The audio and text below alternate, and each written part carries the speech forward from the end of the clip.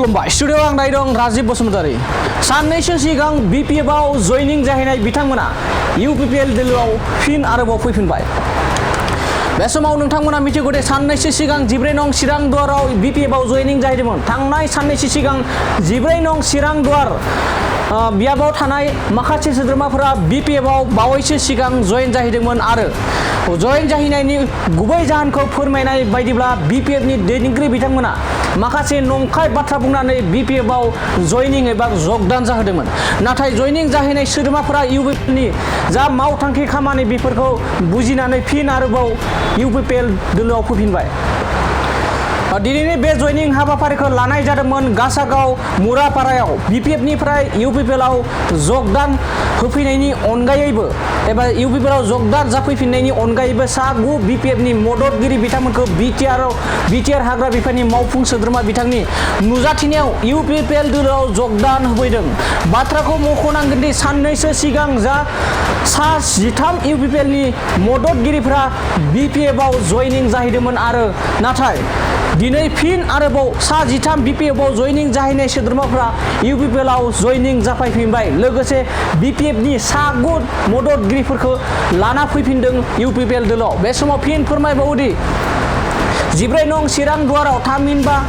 BTR हाग्रा बिफाननि मावफुं सोद्रोमा रनजित बसुमतारी बिथांनि बियाबाव थांनाय साननैसो सिगां इउपिपिएलनि सा 13 सोद्रोमाफोरा एबा मददगिरिफोरा बिपिएफआव जयनिं जाहैदोंमोन नाथाय फिन आरोबाव बिपिएफआव जयनिं जाहैनाय सोद्रोमाफोरा इउपिपिएल दोलोआव फिन जगदान जाफैदों आरो जगदान जाफैनायजों लोगोसे बिपिएफनिफ्राय सा 9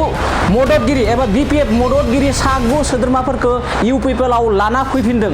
बे समाव गिदिर साननो गोनां बाथ्रा बिपिएफनि मोनसे गिदिर खहा साननैसो सिगां बिपिएफआव जयनिं जाहैनाय बिथांमोना इउपिपिएलआव फैफिनबाय थांनाय साननैसो सिगां 14 नं चिरां दुवार बियाबाव माखासे सोद्रोमा बिपिएफआव बावैसो सिगां जयेन जाहैदोंमोन आरो बिथांमोना फिन आरोबाव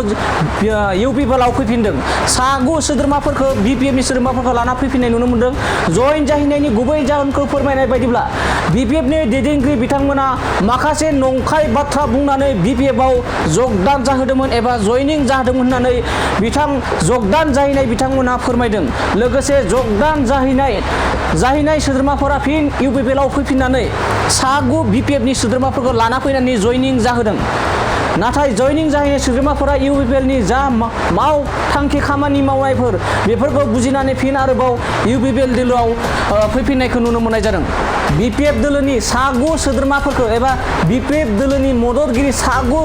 मददगिरि बिथांमोनखौ इउपिपिएलआव लानानै जयनिं जाहोफैबाय आरो बे समाव बुंनांगोन दि बिपिएफनि एबा 14 नं चिरां दुवारनि बिपिएफनि मोनसे खहा जानो थांदों आरो बेनो जाहैबाय 13 बिपिएफआव जयनिं जाहैनाया इउपिपिएलआव फैफिननायजों लोगोसे सा 9 मददगिरि बिपिएफनि मददगिरिफोरखौ इउपिपिएलआव जगदान जाहोफैदों बे समाव मा फोरमायो बिपिएफ दोलोखौ थांनायाव माबायदि नंखाय बाथ्रा बुंनानै इउपिपिएलनिफ्राय बिपिएफआव जगदान जाहोदोंमोन जों मिथिना लानि स्पष्ट खोन्थाया बेनो जोंनि इउपिपिएल दोलोखौ माने इउपिपिएल दोलोनि सापर्टारफोरखौ नंखाय बाथ्रा बुंनानै नंखाय प्रतिश्रुति होनानै बिथांमोना बुरखायनानै लांदोंमोन दिनै रायजो राजाफ्रा स्पष्ट जाबाय जे गोदो 17 बोसोर बिथांमोना बर' हारिनो हानि मोनथायखौ होनो हायाखै हानि मोनथाय लानानैनो जोंनि बर'नि आन्दलना गोबां बोसोर जादोंमोन बे हानि मोनथायनिफ्राय जानगार होनानै थांग्रा मोनसे पलिटिकेल पार्टी बे पलिटिकेल पार्टीया दिनै गोदान मोनसे बाहाना खालामनानै लांनायखौ रायजो राजाफ्रा हमदांनो हादों ओंखायनो सैथो आरो थार बेजों हान्थिग्रा बड'फा इउएन ब्रह्मनि गेरेमसा हारि दानायनि खान्थिखौ जेब्लायबो मान होग्रा आरो बेखौ संदाननानै आवग्रायलांग्रा प्रमद बर' बिथांनि दैदेननायाव जोंनि जा इउपिपिएल दोलोनि सरकार बे सरकारा जे नंगौ लामाजों थांदों बेखौ बिथांमोना बुजिफिननानै फैफिनदों बेनि थाखाय जों बिथांमोनखौ आरोबाव वेलकाम खालामफिनबाय नैथियावहाय बिपिएफनिनो सातघर न'खरा दिनै बिपिएफनि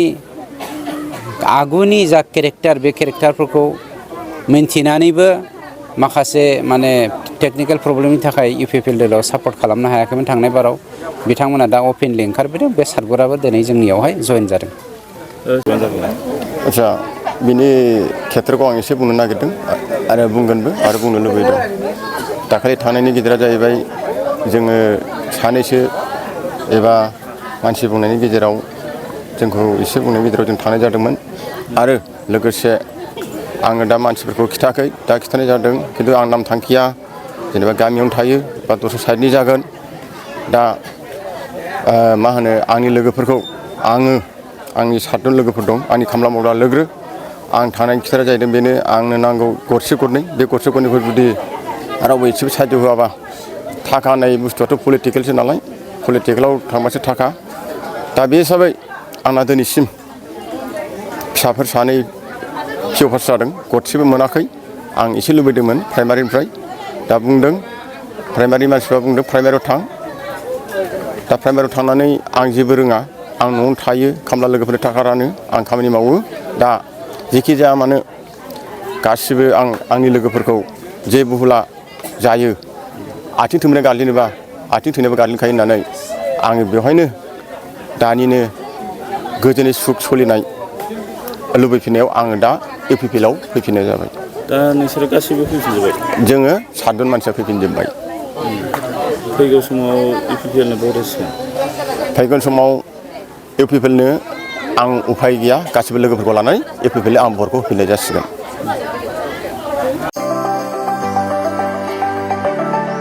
सेरफांगुरियाव बाजाज बाइक लानो गोसो गुदुं सुबुंफोरनि थाखाय गाहाम खौरां सेरफांगुरियाव थानाय पंका एन्टारप्राइज बाजाज शोरूमा फैगौ 25 सेप्तेम्बरनिफ्राय 29 सेप्तेम्बरसिम मेगा लन काम एक्सचेन्ज मेला खुंफुंगोन